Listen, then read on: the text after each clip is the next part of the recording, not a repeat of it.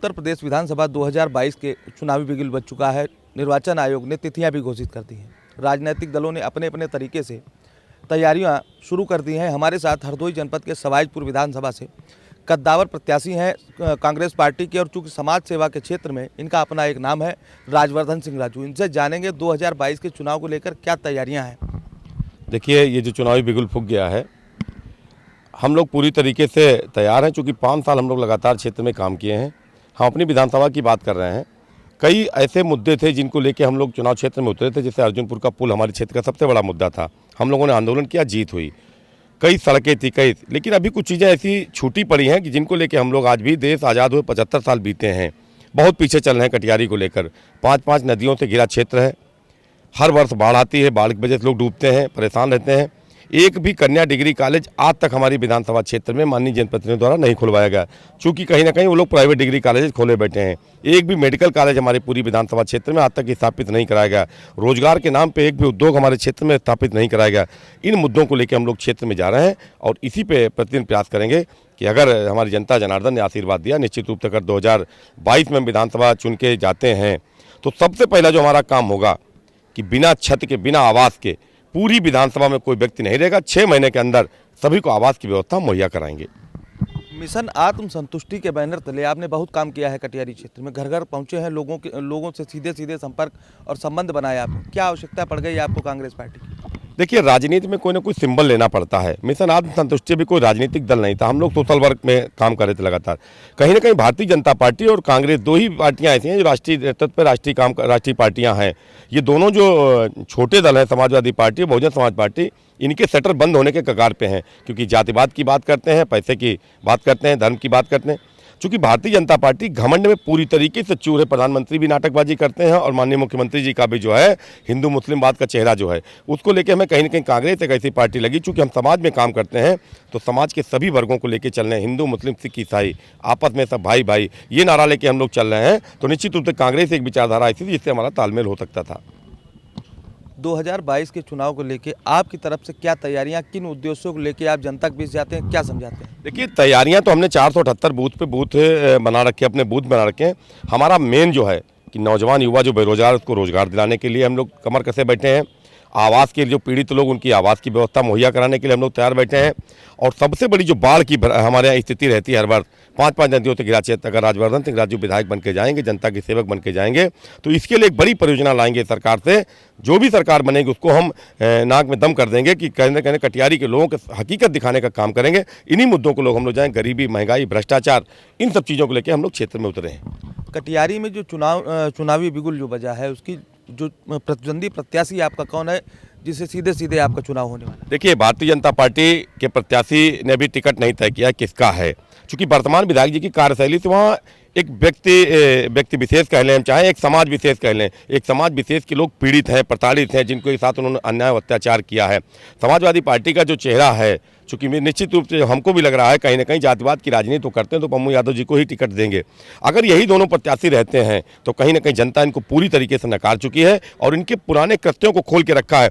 चूँकि समाजवादी पार्टी का प्रत्याशी और भाजपा का प्रत्याशी चोर मौसेरे भाई हैं। आज भारतीय जनता पार्टी की सरकार है पूरे देश में, लेकिन हमारे हरपालपुर का ब्लॉक प्रमुख समाजवादी पार्टी का जीता, वो भी 90 वोट पाके जीता है। 6 वोट केवल भारतीय जनता पार्टी को मिले। तो कहीं ना कहीं भाजपा और सपा के जो प्रत्याशी हैं, दोनों चोर मौसेरे भाई हैं। और जनता कह रही है कि एक सांपनाथ है, एक नागनाथ, इन दोनों को जनता ने सांपनाथ और नागनाथ का नाम दिया है। सांपनाथ मौजूदा वाले और नागनाथ पुराने वाले, तो दोनों को लेकर जनता कहीं ना कहीं इनसे दूर भागने का प्रयास करेगी। सवाईजपुर विधानसभा की बात की जाए तो कटियारी में ब्राह्मणों का काफ़ी शोषण हुआ है इस सरकार में, कैसे देखेंगे? हमने जाति विशेष की जो बात की, सिर्फ उन्हीं के ऊपर इंगित की। चूँकि हम लोग राजनीतिक हैं, व्यक्ति विशेष पे बात नहीं कर सकते हैं। तमाम ऐसे जो क्षेत्र के मौजूद लोग थे, जो जिनका सम्मान था, जैसे बिमल मिश्रा जी हमारे जिला पंचायत सदस्य, ममता वाजपेयी जी प्रदेश कार्य समिति की मेंबर थी भाजपा की, ऐसे लोगों को भरे समाज में बेइज्जत किया गया। और निश्चित रूप से इस गवर्नमेंट में, पूरे प्रदेश में, ये तो हमारी विधानसभा की बात, पूरे प्रदेश में जब जिस तरीके से तानाशाही हुकूमत चली, ब्राह्मणों को एक सोची समझी रणनीति के तहत में बेइज्जत किया गया और यहाँ तक कि उनके इनकाउंटर तक कराए गए। खुशी दुबे प्रकरण में आप देख सकते हैं कि एक महिला के साथ इस तरीके का व्यवहार किया गया। विकास दुबे अगर गैंगस्टर थे तो न्यायिक प्रक्रिया में विश्वास करके उनको न्यायालय से जो सजा मिलती है मिलना चाहिए। आज आतंकवादी के साथ भी वो व्यवहार नहीं किया जाता है जो एक समाज के साथ किया गया, बेहद निंदनीय है और जनता इसको कहीं ना कहीं जवाब देगी। अगर जनता ने आपको मौका दिया 2022 के चुनाव में सेवा करने का, तो ब्राह्मणों को किस तरह का सम्मान देंगे? देखिए, समाजपुर विधानसभा के अंतर्गत अगर हमको मौका मिला तो सबसे पहला जो हमारा काम होगा, 1 महीने के अंदर विश्वास ला के एक ब्लॉक प्रमुख हम ब्राह्मण समाज का बैठाने का काम करेंगे। जाति जो कि समीकरण हमारे साथ आज की तारीख में चल रहा, पूरी विधानसभा में एक ब्राह्मण ब्लॉक प्रमुख तक काबिज नहीं है, 2-2 सीटें हैं। उसके बाद भी एक पे विधायक का भाई बैठा है, एक पे जो विधायक प्रत्याशी है उनका भतीजा बैठता है। कहने का मतलब हम ब्राह्मण समाज के लोगों को बराबर का प्रतिनिधित्व देंगे, और अगर राजवर्धन विधायक बनते हैं तो ब्लॉक प्रमुख बनेगा हमारा ब्राह्मण समाज का साथी, और ब्राह्मण समाज से ही जो लोग होंगे वो हमारे इर्द गिर्द जो है पूरी हमारी राजनीति को केंद्रित रहेंगे। और हमने अभी भी इस पूरे कार्यकाल में 5 साल के ब्राह्मण समाज के कई लोगों को हमने स्वयं के अपने पास से खर्चित मकान बनवा के दिए। उमेश अग्निहोत्री को हमने कैंसर की दवा करा के दी। तमाम ऐसी जो शादियां हैं कन्याएं ब्राह्मण समाज की, उनके हमने कन्यादान अपने घर से किया है। और हम एक चीज़ और कहना चाहते हैं कि ब्राह्मण समाज का अगर सम्मान है किसी भी पार्टी में तो वो सिर्फ कांग्रेस है, जिसने 6 ब्राह्मण समाज के मुख्यमंत्री दिए। आज उत्तर प्रदेश नहीं पूरे देश में भारतीय जनता पार्टी की सरकार है, लेकिन कहने के लिए कहा जाए अगर एक भी ब्राह्मण मुख्यमंत्री पूरे देश में नहीं बैठाया गया। और समाजवादी पार्टी, बहुजन समाज पार्टी से तो आप कल्पना ही ना करें कि कभी भी ये दूसरी बिरादरी के लोगों को मुख्यमंत्री का चेहरा तक देख सकते हैं। कांग्रेस पार्टी काफ़ी वर्षों से हाशिए पर है। हरदोई जनपद में क्या स्थिति है कांग्रेस? देखिए, ये तो वास्तविकता जो आपने कही कि चूंकि कांग्रेस के जो बड़े नेता थे कहीं ना कहीं उन्होंने बंद कमरे में बैठ के राजनीति करने का प्रयास किया, शायद कांग्रेस धरातल पे चली गई। आज प्रियंका गांधी जी के नेतृत्व में लड़की हूँ लड़ सकती हूँ, टिकटों में महिलाओं को 40% की हिस्सेदारी, सालाना 3 गैस सिलेंडर फ्री, तो अब कांग्रेस को लोग हसरत भरी निगाहों से देख रहे हैं। जब भी देश में कर्जा माफी हुई तो सिर्फ कांग्रेस की हुकूमत ने की। मनरेगा की व्यवस्था लागू हुई, मजदूरों को जो 50 रुपये मजदूरी मिलती थी कांग्रेस उनको 250 रुपये मजदूरी दिलाई। आंगनबाड़ी, शिक्षा मित्र, बैंक मित्र, तमाम ऐसी चीज़ें जो करी हैं, लेकिन सिर्फ याद दिलाने की जरूरत है। मौके पे कांग्रेस को लोगों ने, जो कांग्रेस के नेता लोग थे, उन्होंने अपनी बात को कह नहीं पाया। अब जनता में अगर आप कांग्रेस की उपलब्धियां गिनाएंगे तो गिनाते गिनाते थक जाएंगे, और भाजपा उनको बेचते बेचते थक जाएगी। भाजपा तो सिर्फ बेचने का काम करे, कांग्रेस द्वारा बनाई चीज़ें। 22 के चुनाव में जनता ने अगर आपका अवसर दिया तो किस तरीके से सर्वांगीण विकास करने का काम करेंगे हरपालपुर क्षेत्र? सबसे पिछड़ा क्षेत्र है समाजपुर विधानसभा का।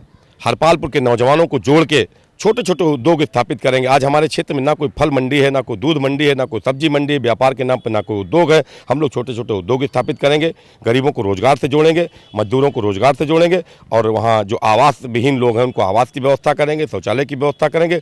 और निश्चित रूप से हमारा इस 5 साल का जो कार्यकाल होगा वो आज़ादी के 75 साल से कहीं ना कहीं अलग दिखेगा। और जो आज हम पे जो नौजवान, गरीब, शोषित, दलित, पीड़ित लोग जो भरोसा कर रहे हैं, उनकी आकांक्षाओं पर निश्चित रूप से हम खरा उतरेंगे। क्योंकि आज के दौर में हम लोग लगातार समाज सेवा के माध्यम से ही राजनीति में आए हैं, और हमारा सबसे पहला जो प्रयास होगा कि समाज के दबे कुचले, शोषित, वंचित हर वर्ग के लोगों को हम साथ में लेकर चलें और उनका दर्द कम करें। हमारे साथ थे कांग्रेस पार्टी से प्रबल दावेदार समाजपुर से राजवर्धन जिगराजी, जो कि समाज सेवी भी हैं और समाज सेवा के क्षेत्र में इन्होंने बहुत काम किया है। आपको माय भारत की ओर से शुभकामनाएं। आप विधायक बन के आएँ और जनता की सेवा करें। कैमरा पर्सन संतोष के साथ माय भारत के लिए अरविंद तिवारी, लखनऊ।